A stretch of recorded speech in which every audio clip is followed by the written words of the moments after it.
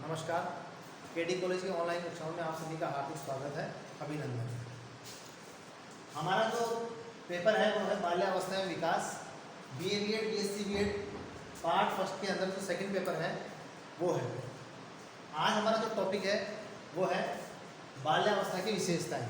हम जो इतने समय से पढ़ते आ रहे हैं बाल्यावस्था के बारे में हमने पढ़ा कि बाल्यावस्था क्या चीज़ है, चाइल्डहुड एज क्या होती है, बालक की जब आयु बढ़ने लगती है उसका शरीर कैसे होने लगता है। अब उसी कुछ विशेषता है कि बालक जब बाल्यावस्था के अंदर रहता है उस समय उसके परिवर्तन किस प्रकार से होने लगते हैं। जब बालक जन्म लेता है तब उसकी सर्वप्रथम की जो एज होती है वो शैशवावस्था कहलाती है। शैशवावस्था में जो परिवर्तन होते हैं उनमें क्या होने लगता है, धीरे धीरे परिवर्तन होने लगता है। जैसे जैसे बालक शैशवावस्था को पूर्ण करता है और बाल्यावस्था में प्रवेश करता है तो उसकी कुछ विशेषताएँ होती है जिसके माध्यम से बालक के अंदर आमूलचूल परिवर्तन होने लगते हैं। परिवर्तन होने से बालक के अंदर सभी चीज़ों में बहुत सारे विशेषताएं आने लगती है। जो कुछ विशेषताएं हैं वो इस प्रकार से नजर आ रही है यहाँ पर। इसमें पहली हमारी विशेषताएं वो है स्थायित्व। बालक जो जन्म लेता है उसका शैशवावस्था काल रहता है, उसके बाद में बालक का जो शरीर होता है वो विकास की ओर बढ़ने लगता है। जैसे जैसे बालक का शारीरिक, मानसिक और बौद्धिक विकास होता है उसके अंदर शैशवावस्था के अंदर उसका विकास होता है। उसके बाद में जो बाल्यावस्था है उसके अंदर उसमें स्थायित्व आने लगता है।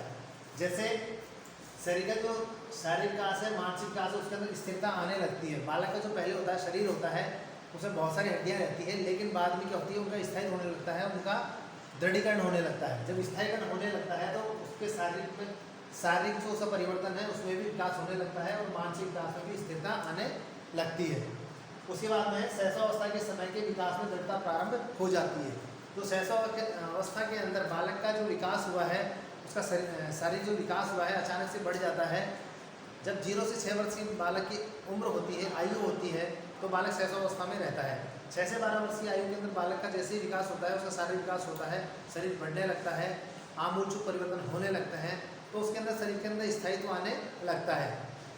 शरीर की जो मांस है, मज्जा है, अस्थियां हैं, उन सब का क्या दृढ़ीकरण होने लगता है और इन सब दृढ़ीकरण को स्थायित्व का नाम भी दिया जाता है। ये जो काल रहता है वो मिथ्या परिपक्वता का काल भी कहा जाता है।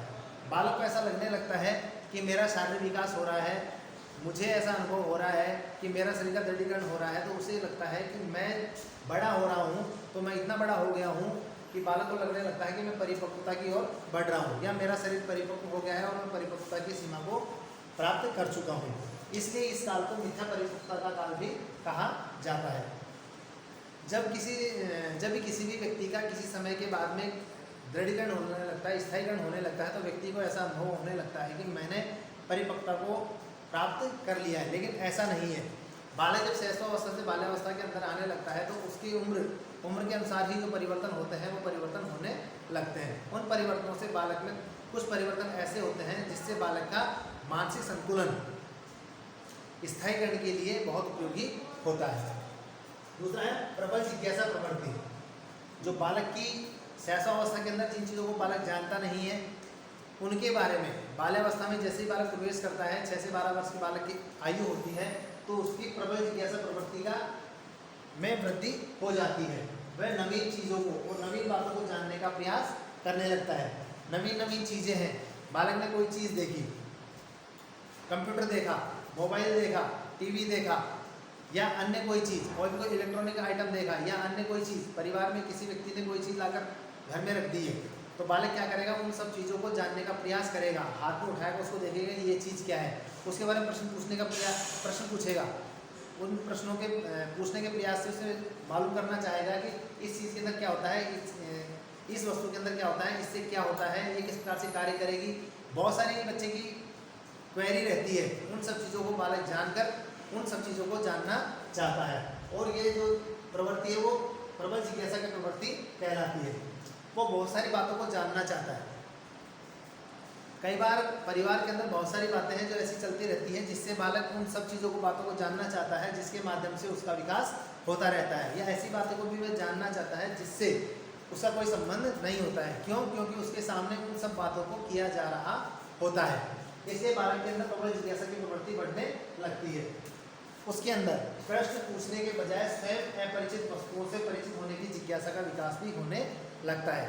कई बार बालक क्या करता है, ऐसी चीज़ें जिनसे बालक अपरिचित है उनसे परिचित होने का प्रयास भी अच्छी प्रकार से होना चाहता है। कई बार बालक से कहा जाता है कि आप इस कमरे में जाएंगे तो आपको डर लगेगा, तो बालक क्या करता है, चुपचाप से, जब परिवार में कोई नहीं होता है या माता पिता इधर उधर होए रहते हैं, अपने काम में लगे रहते हैं, भाई बहन अपना काम करते रहते हैं, तो जिस वस्तु से वह अपरिचित है या जिस कमरे से वह अपरिचित है उससे कहा जाता है कि इस कमरे में तुम मत जाना, तो उस कमरे के अंदर वो जाने का प्रयास करेगा, उस प्रबल जिज्ञासा को शांत करने का प्रयास करेगा कि मुझे इस कमरे में जाने के लिए मना किया जा रहा है तो क्यों मना किया जा रहा है, इस कमरे में जाने से क्या होगा, इस कमरे में जाने से मुझे क्या हानि होगी या क्या लाभ होगा, मुझे इस कमरे में क्यों नहीं जाने दिया जा रहा है। इस प्रकार वह जिन चीज़ों से अपरिचित है उन चीज़ों से परिचित होने का प्रयास करता है, यही उसकी प्रबल जिज्ञासा रहती है।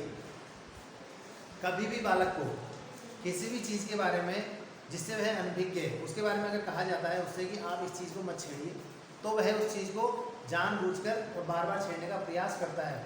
वह इसलिए करता है क्योंकि वह उस अपरिचित वस्तु को भली प्रकार से जानने का प्रयास करना चाहता है, उसकी जिज्ञासा उसके प्रति और अधिक बढ़ जाती है कि मुझे अगर मना किया जा रहा है तो इसमें कोई विशेष ही कारण है जिसके कारण मुझे इसको देखने से या इसको छूने से मना किया जा रहा है, इसलिए वह उस चीज़ को जानबूझकर या बार बार छूने का प्रयास करेगा और उसकी जो जिज्ञासा है वह उस जिज्ञासा को शांत करने का प्रयास करता है।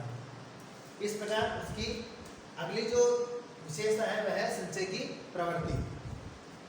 अब जो संचय की प्रवृत्ति होती है, एकत्रित करने की जो प्रवृत्ति होती है वो अपने अपने विभिन्न लिंगों के अनुसार भिन्न भिन्न। जैसे जो बालक है वो तो क्या करते हैं, कांच की गोलियां, कंकर पत्थर, मशीनों के पुर्जे, रबर, पेंसिल, इन सब चीज़ों को एकत्रित करने का प्रयास करते हैं। इन सब चीज़ों को क्या करते हैं, बालक एकत्रित करते रहते हैं। कांच की गोलियाँ क्योंकि वह उनके खेलने में काम आती है, इसलिए बालक क्या करते हैं, वो कांच की गोलियों को एकत्रित करते रहते हैं और इकट्ठी करके संचय की प्रवृत्ति बना लेते हैं। कंकर पत्थर एकत्रित करना, कोई अच्छा सा पत्थर दिखा है उसको उठाकर रख लिया अपने पास कि ये पत्थर बहुत अच्छा है, ये दिखने में सुंदर लग रहा है, ये गोल गोल है, ये कांच की गोलियों की तरह है, या ये अमुक चीज़ से मेल खाती है इसलिए मैंने इस कंकर पत्थर को उठाकर रख लिया है। मशीनों के पुर्जे, कोई भी इलेक्ट्रॉनिक आइटम है जो ख़राब हो जाते हैं या ख़राब नहीं है उनके पुर्जे इधर उधर रखे हुए हैं, नट है, बोल्ट है, स्क्रू है, ये सारी चीज़ें हैं, इलेक्ट्रॉनिक आइटम है, कोई भी बल्ब है, इस तरह की जो चीज़ें होते हैं, मशीनों के जो पुर्जे होते हैं उनको उठाकर बालक एकत्रित कर लेता है और उनको एकत्रित करने के बाद में उनसे नई चीज़ बनाने का प्रयास भी करता है। क्यों? क्योंकि उसके अंदर विधायकता, रचनात्मकता भी उसके अंदर आने लगती है। अगला जो पॉइंट है रचनात्मकता, विधायकता, उसके बारे में बात करेंगे। तो उनके अंदर, बालकों के अंदर जो मशीनों के पुर्जे हैं या इस तरह की जो खराब चीज़ें हैं इधर उधर पड़ी रहती है, रखी रहती है, उन सब चीज़ों को बालक एकत्रित करके उन सब चीज़ों से नई चीज़ का निर्माण करना चाहता है। अनुपयोगी वस्तुओं से उपयोगी वस्तु बनाने का प्रयास करता है। उसने उस बालक के अंदर रचनात्मकता, सृजनात्मकता का विकास बहुत ही अधिकता से होने लगता है। रबर है, पेंसिल है, विद्यालय में जब बालक जाता है तो बहुत सारी जो रबर है, पेंसिल है, उनको एकत्रित कर लेता है, चाहे टूटी हुई हो, खराब हो रही हो, छिली हुई हो, बिना छिली हो, इस प्रकार की सारी चीज़ें हैं, रबर है, पेंसिल, इन सब चीज़ों को भी एकत्रित कर लेता है क्योंकि उसके अंदर इस उम्र के अंदर संचय की प्रवृत्ति बढ़ जाती है। कई बार देखा जाता है कि बालक और बालिकाएं दोनों ही क्या करते हैं, अपना अपना एक जो बच्चों के पास पैसा एकत्रित होता रहता है उनके लिए गुल्लक का निर्माण करते हैं और उसके अंदर भी एकत्रित करने की उनकी प्रवृत्ति वहाँ से दिखाई देती है कि वह उन पैसों को उस गुल्लक के अंदर डालते हैं और संचय करने की प्रवृत्ति का उनके अंदर विकास होता है।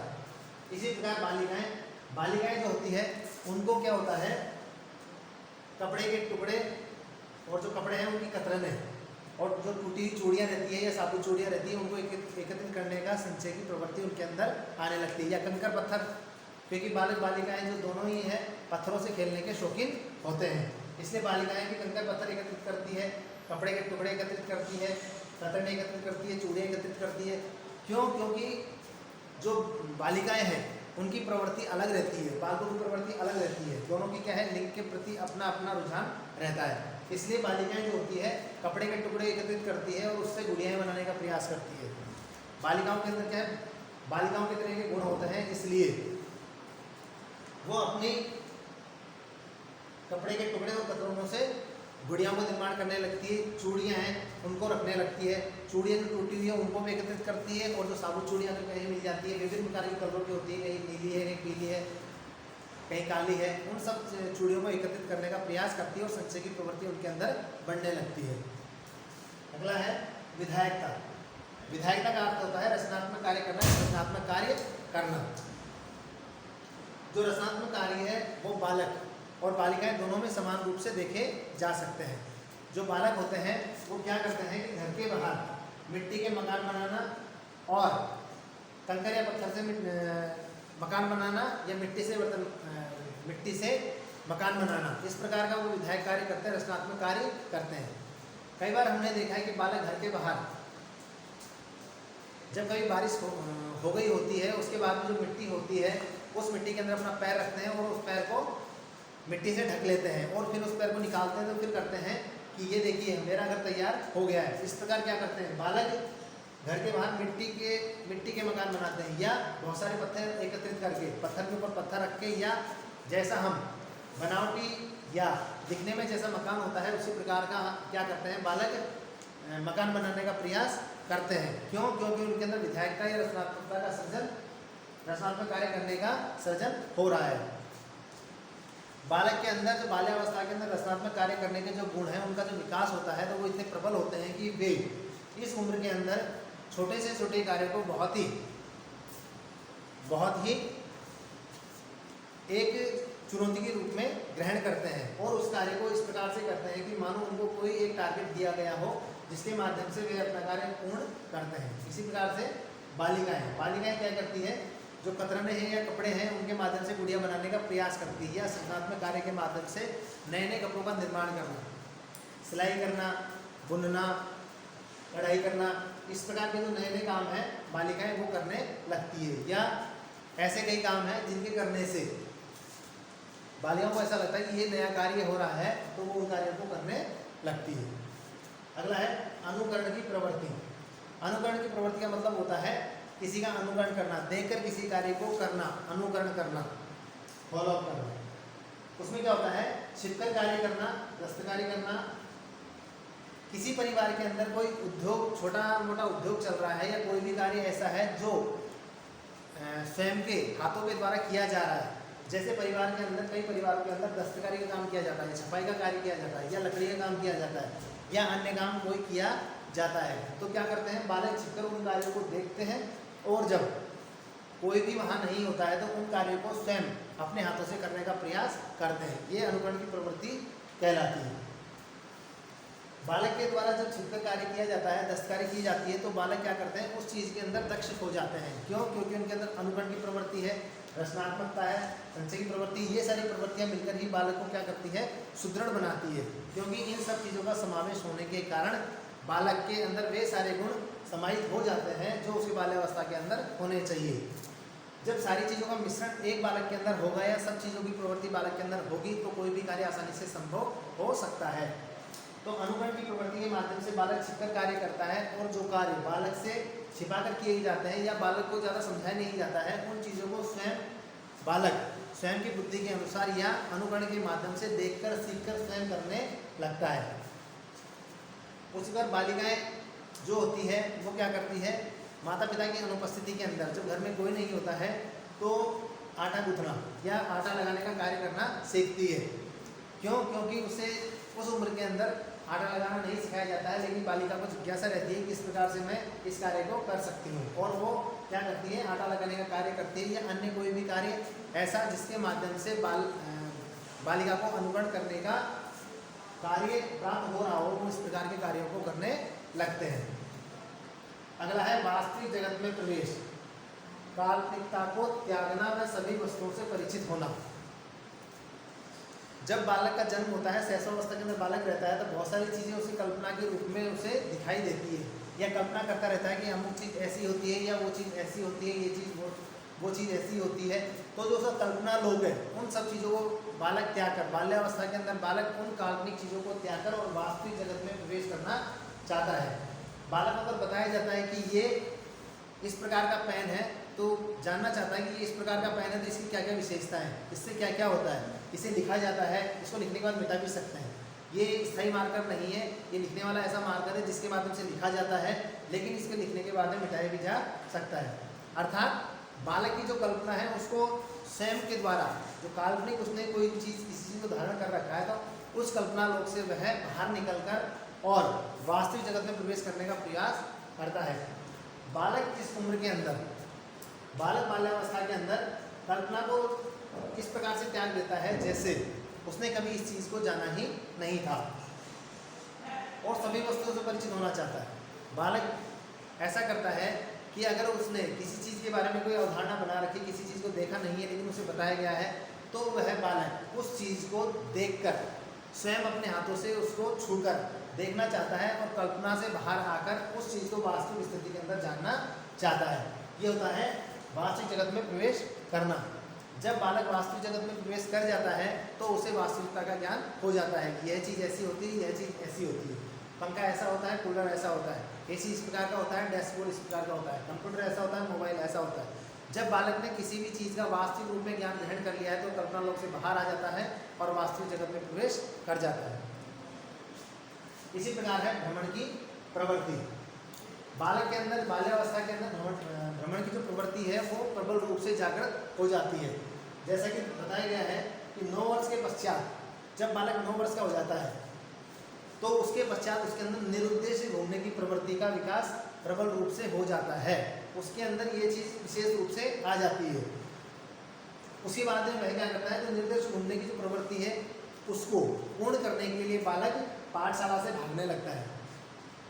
उसके बाद में वह इन प्रवृत्तियों को क्यों अपनाता है, क्योंकि उसे कई बार ऐसा होता है कि वह बहुत सारी चीज़ें हैं उनको जानना चाहता है, नवीन खोज की प्रवृत्ति उसके अंदर आने लगती है। उसे लगता है कि मैं जो बाहरी जगत है उसको देखूं या इस संसार को देखूं कि वास्तव में बाहर क्या हो रहा है। तो वह इन नवीन खोजों की जानकारी के लिए, नवीन जानकारियों के लिए बालक क्या करने लगता है, निर्दिष्ट घूमने की प्रवृत्ति का विकास उसके अंदर होने लगता है या पाठशाला से भागने लगता है। जब बालक के अंदर निर्दिष्ट घूमने की जो प्रवृत्ति की प्रचुरता रहती है तो बालक विशेष रूप से कोई काम नहीं करता है, लेकिन बालक अपनी टोली के अंदर, जो बालक ने टोली बनाई है उसके साथ में निर्देश घूमता रहता है। कभी यहाँ चले, कभी वहाँ चले गए और उसका कोई उद्देश्य विशेष रूप से नहीं होता है। कभी कभी बालक के अंदर नवीन खोजों को जानने की प्रवृत्ति जागृत होती है तो वह क्या करता है, उसकी घूमने की प्रवृत्ति, जो भ्रमण की प्रवृत्ति है उसमें सकारात्मकता आती है।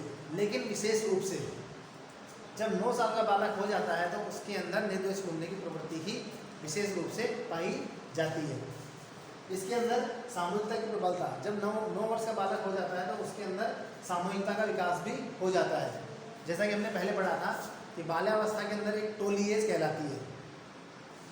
तो पिछली हमारी क्लास हुई थी उसमें मैंने बताया था कि बाल्यावस्था जो होती है टोली एज कहलाती है। उसके अंदर समूह की अधिकता रहती है। उसमें टोली निर्माण की प्रवृत्ति का विकास हो जाता है। क्यों? क्योंकि उसके अंदर बालक की उम्र ऐसी होती है कि वह समवयस्क अपने समान जो उम्र के बालक हैं उनसे क्या करता है, दोस्ती रखने लगता है या मित्रता रखने लगता है। क्यों? क्योंकि प्रत्येक व्यक्ति सामाजिक प्राणी है, प्रत्येक व्यक्ति को किसी न किसी का संग चाहिए होता है। तो बालक क्या करता है कि बालक को समूह की प्रबलता बढ़ जाती है, समूह की जिज्ञासा होती है। तो प्रत्येक बालक अपने एक समूह में रहना पसंद करता है। वो क्या करता है, एक टोली का निर्माण करता है जिसके अंदर वह रहना पसंद करता है। उस टोली के कुछ नियम होते हैं, अगर बालक उन टोली के नियमों को मानता है तो वह उस टोली का सदस्य हो जाता है। अगर बालक उस टोली के नियमों को नहीं मानता है तो वह उस टोली का सदस्य नहीं माना जाता है। इस प्रकार बाल्यावस्था की कुछ विशेषताएं हैं जिनके माध्यम से बालक का विकास होने लगता है। इस विकास के साथ साथ बालक के अंदर बहुत सारे और विकास है जिसके माध्यम से बाल्यावस्था के अंदर बहुत सारे कार्य हैं ऐसे किए जाते हैं जिससे बालक का शारीरिक, मानसिक, बौद्धिक, संवेगात्मक और सभी प्रकार का विकास उसका होता रहता है। बालक के जो विकास है उसके अंदर बहुत सारी चीज़ें जुड़ी हुई रहती है। बालक का जो शरीर है उसका भी बहुत अधिक मात्रा में विकास हो जाता है। उसका स्थायीकरण इस अवस्था के अंदर होने लगता है। प्रबल जिज्ञासा की प्रवृत्ति बढ़ने लगती है, संशय की प्रवृत्ति बढ़ने लगती है, विधायकता, रचनात्मक कार्य उसके अंदर बढ़ने लगते हैं, अनुकरण की प्रवृत्ति उसके अंदर आने लगती है। वास्तविक जगत से बालक रूबरू होना चाहता है और भ्रमण की प्रवृत्ति उसके अंदर, निर्देश घूमने की प्रवृत्ति बढ़ने लगती है और उसके अंदर सामूहिकता की प्रबलता की भी अधिकता रहती है। इस प्रकार बाल्यावस्था की कुछ विशेषताएं हैं जिनको हमने आज जाना है। कल हम बात करेंगे इसकी जो बाल्यावस्था की विशेषताएं हैं उसके कुछ और अंग बच गए हैं जिसके बारे में हम कल अध्ययन करेंगे। धन्यवाद।